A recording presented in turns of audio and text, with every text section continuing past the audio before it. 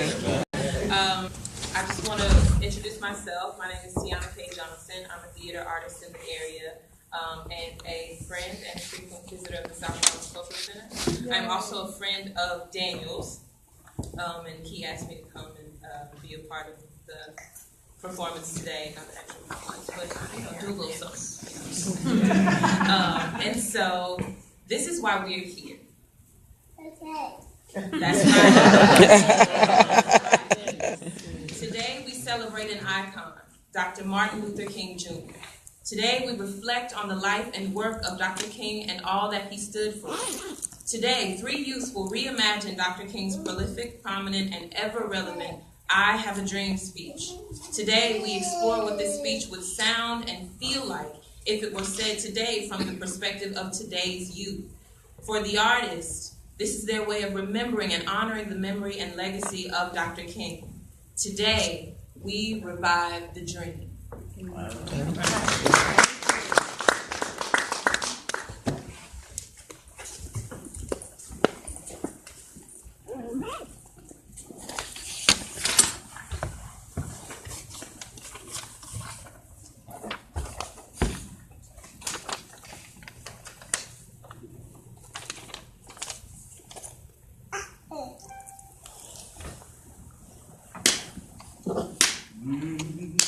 How we got over? How did we make it over? Yes, Lord. You know my soul. Look back and wonder how we made it over. Yes. Tell me how we got over. Lord, Lord, Lord. We had a mighty hard time. Come on over. Oh, you know my soul. Look back and wonder how we made it over. Well, yes, soon as I can see Jesus, hey, the man that died for me. Yes! Hey, yes, the man that bled and suffered. Hey, though we hung on Calvary. Yes! Hey, I want to thank my God for how he brought me. Hey, I'm gonna thank my God for how he taught me. Hey, yeah, thank my God how he kept me. I'm gonna thank him cause he never left me. And then I'm gonna sing somewhere around God's altar. And then I'm gonna shout glory, hallelujah. You know we got to thank God. Thank him for being so. God's been so good to me, yeah.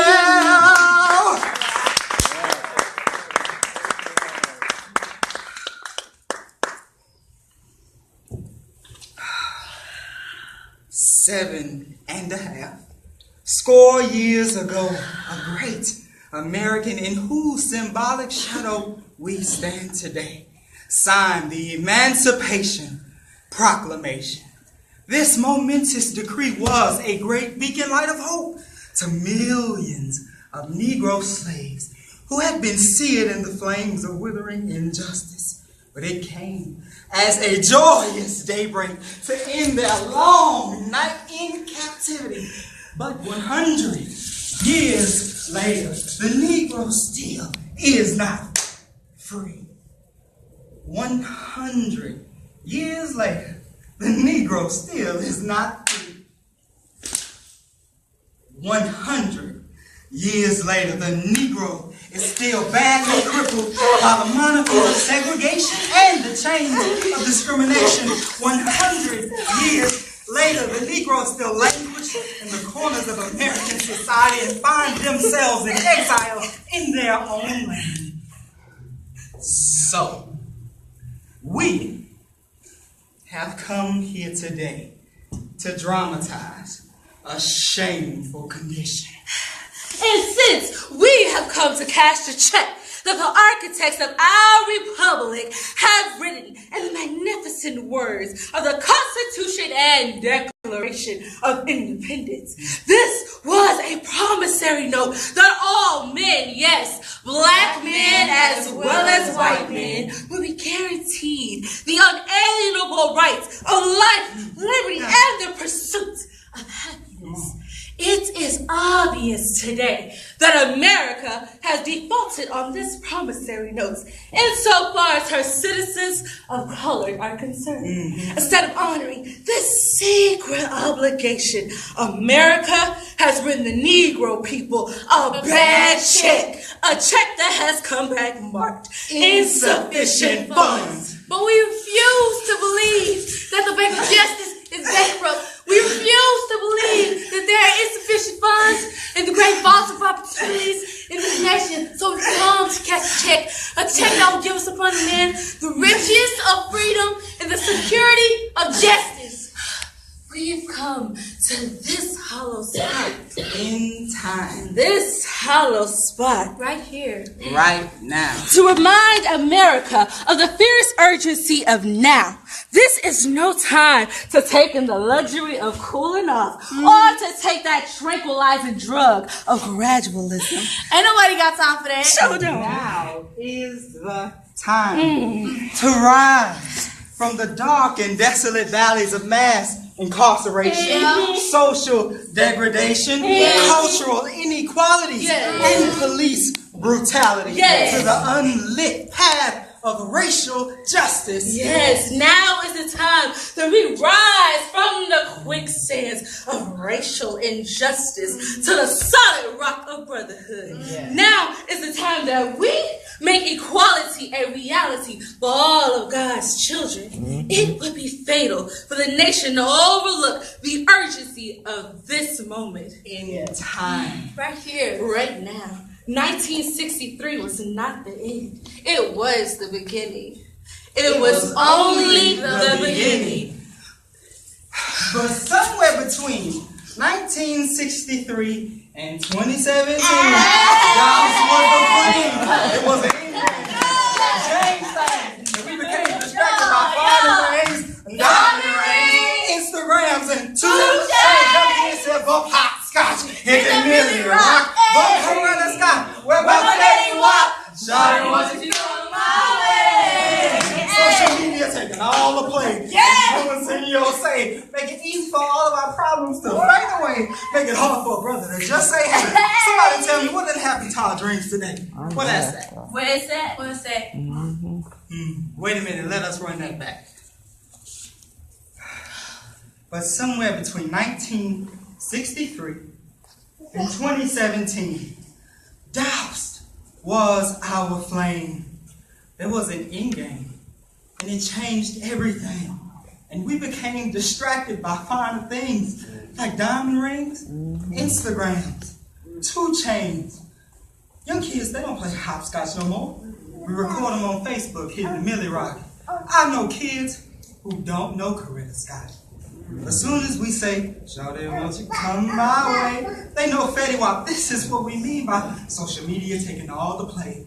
Influencing, I would say, make it easy for all of our problems to fade away. Make it hard for a brother to just say, "Hey," because we always in our phones. So somebody please tell me what has happened to our dreams today. Where that's at.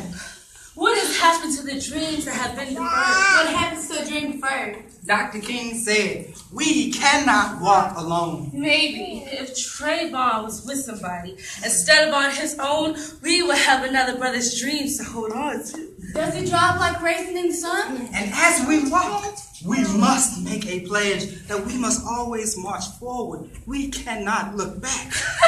Okay, well, speaking of backs, tell me, how many times have a black back been shot at? Or does it fester like a sword been run? Ooh, like Mike Brown's body laying dead in the street, and his death helping us realize that the new news are the bullets of the police. There are those who are asking us, the devotees to civil rights, when will we be satisfied? Does it stink like rotten meat? Ooh, like the stench of propagandized media, poisoning our minds, detaching us from our feelings, and suffocating us from our own thoughts. Does it sag like heavy load? Tell me, how many more bullets and unsatisfying elections do we have to take for a change to come? Or does it explode? Answer me! We can never be satisfied as long as the Negro is the victim of the unspeakable horrors of police brutality. We can never be satisfied as long as our bodies, heavy with the fatigue of travel, cannot gain access to the same opportunities and privileges as the majority in this nation. We cannot be satisfied as long as the Negro basic mobility from a smaller ghetto to a larger one. We can never be satisfied as long as our children are stripped of their adulthood and robbed of their dignity. No, we are not satisfied, and we will not be satisfied until justice rolls down like waters and righteousness like a mighty stream. Yes.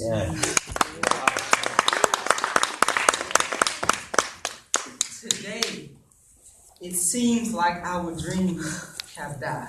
Dry. Like those raisins in the sun. And I'm not just talking about Dr. King's dream, I'm talking about our dream. Dr. King had a dream of a new way, of new life, and new living. Dr. King had a vision of a new dawning of a new day. Yeah. 1964, the King's dream begun to be realized.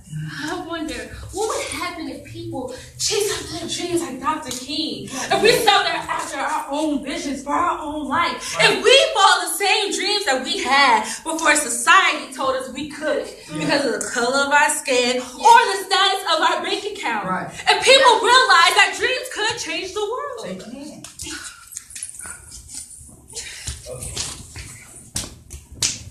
I understand that dreams can be a real scary thing. I know because I have had people shut my dreams down all my life. You know, I've always been very passionate about everything that I did, and I wear my heart right here, right on my sleeve. But I learned real quick that doing it that way left my heart vulnerable to people who felt threatened by my passion. When I was in high school, getting ready to go to college, I had teachers and guidance counselors take the sharpest needle that they could find, and they would pierce it straight through my heart. I had told them I wanted to go to school and pursue a career in the arts. You know what they told me? You know what they told me? Baby, you ain't gonna make no money doing that. Why you want to go to school and do that? Go get you a real job. Do you know that they told me? Baby, why don't you go to school and get your degree in business? Baby, don't waste your talent assuming what my talents were for me. And do you know that in that very moment, they had just crushed all of my dreams. And you know what I did? Scared for my future, I ended up at Prairie View A&M University, enrolled in the business college. And day after day, I'm sitting around wondering, why did I listen just to be written down on somebody else's resume? Why did I choose to accept their dream for my life? And every day, my heart hurt. Amen. But I celebrated. I celebrated the day I chose to take back my life. I got up. It hit me like a batch of my mama collard greens, the smell of it on Thanksgiving Day. I got up out my chair in the middle of class. I marched right into the theater office, and I got my dream. In that moment, I denounced every naysay, everything, every ounce of negative energy that people had funneled into my life, into my dreams.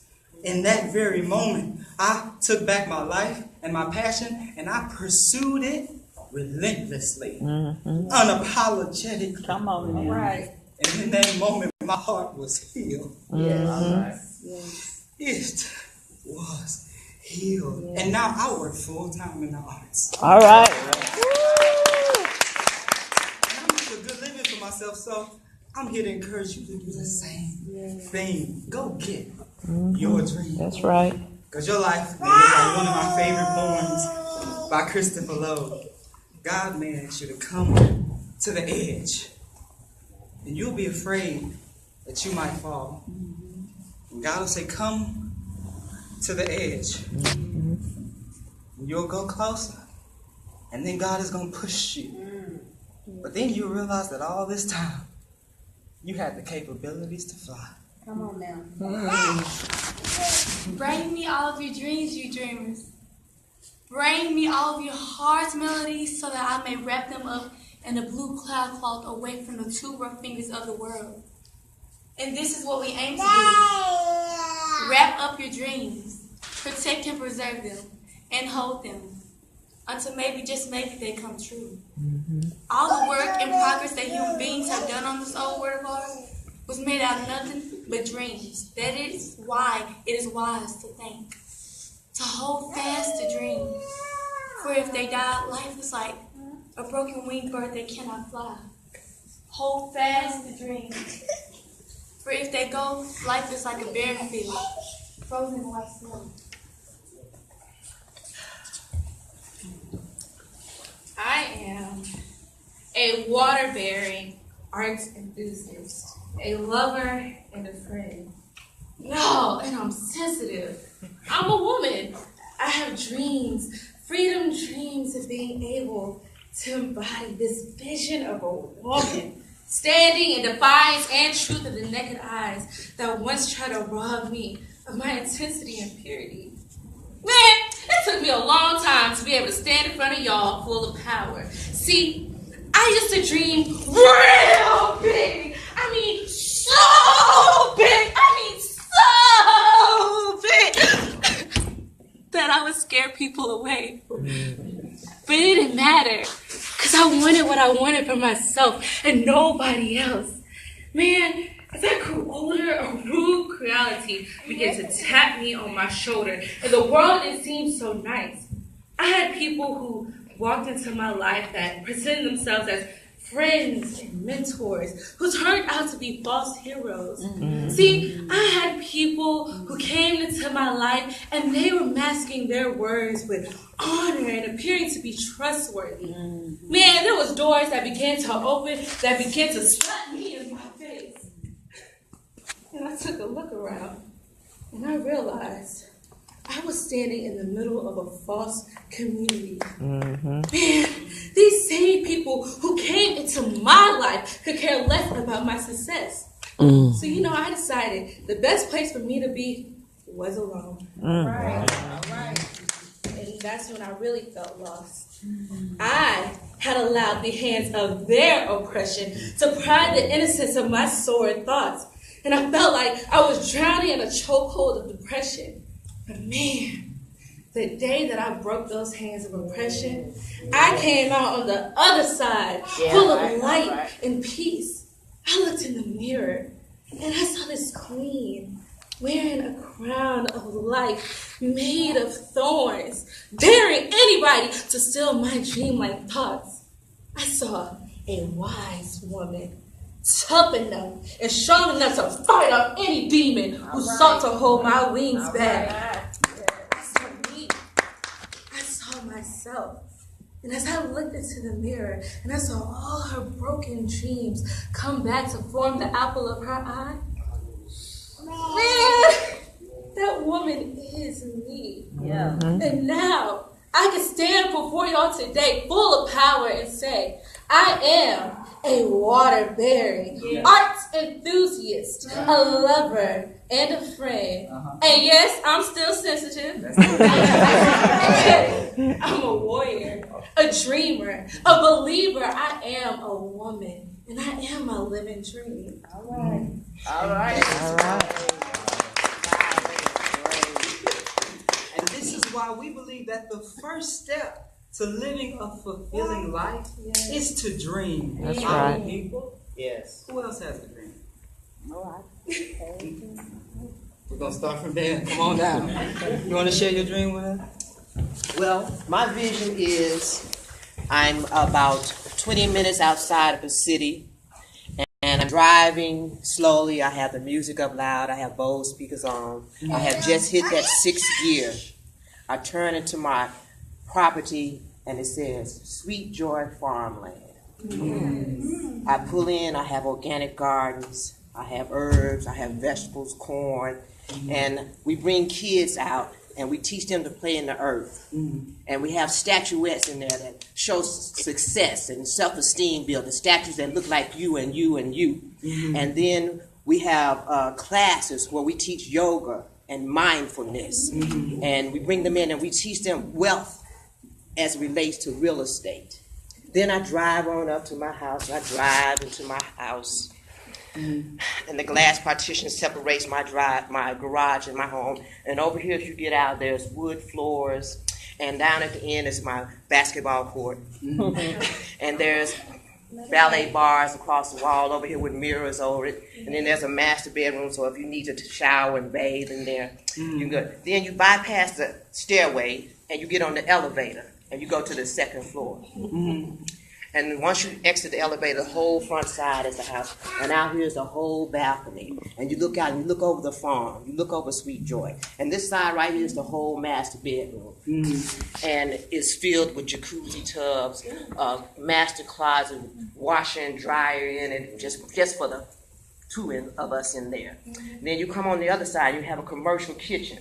And you have a bar that's sitting big enough to sit 12. And then on the other side, you have another master bedroom. Then you have a half bath, then another master bathroom, and a laundry. Then you bypass the stairway again. Tell us what to drink, because we only have a little bit. Okay, let me tell you. Yes, ma'am. And you go right up to the top, and you get in the pool, and you go into the yoga area, and you have the solar area, and you have the greenery, and you're teaching us, our community, to come out and teach them how to live big and dream big and to play in the earth and to pass it on.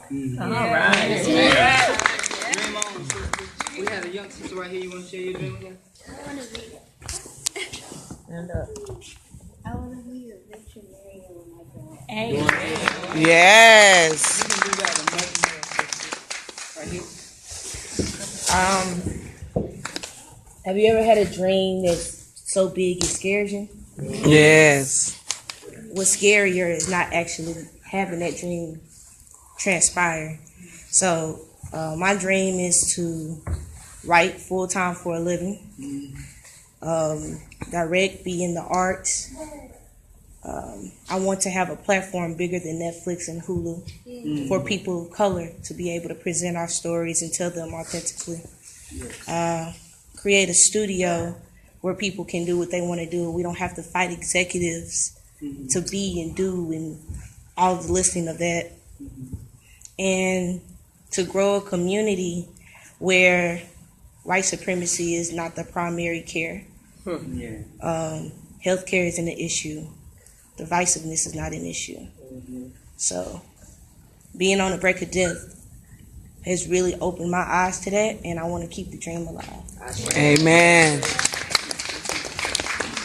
Well, hello, my name is Jared Gore. I have a lot of dreams. You know, I used to pretend I was Dr. King when I was little. So I used to preach to teddy bears. So my dream is to become a filmmaker. I went to film school. I was loans from film school. So I would like to start a company called Gore Entertainment.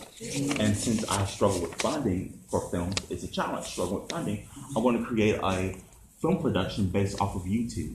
I'm going to share stories about growing up in Oak Cliff, called the Oak Cliff Chronicles. Stereotypes of Oak Cliff. Oak Cliff is actually probably one of the best areas to live in. Yes, it is. Parts. Yes, it some is. nice houses in Oak Cliff. And so people always have this, when I tell people I'm from Oak Cliff, and I went to Lincoln in South Dallas, they're like, you from the hood? I said, I'm from the hood. I didn't go to school in South Dallas for nothing, so I want to be a filmmaker. And unfortunately, it's difficult financing certain films, especially from African American experience. So if I gotta work with Tyler Perry, if I gotta send my resume to Spike Lee, the Denton Black Film Festival is about to be here, Irma Hall. So yeah, so that's what I want to do. I want to be an actor and filmmaker. I want to be the next Bill Dude. Awesome. Those things y'all spoke and much more is available to you. Yes. The first step for your dream to be realized is to say it out loud. All right. Is to say it out loud. So thank you all for sharing. And dream, dream, dream, our people. So dream, my people. Dream like the king's dream. And know this man's story. And every other man and woman who dreamed the dream of freedom.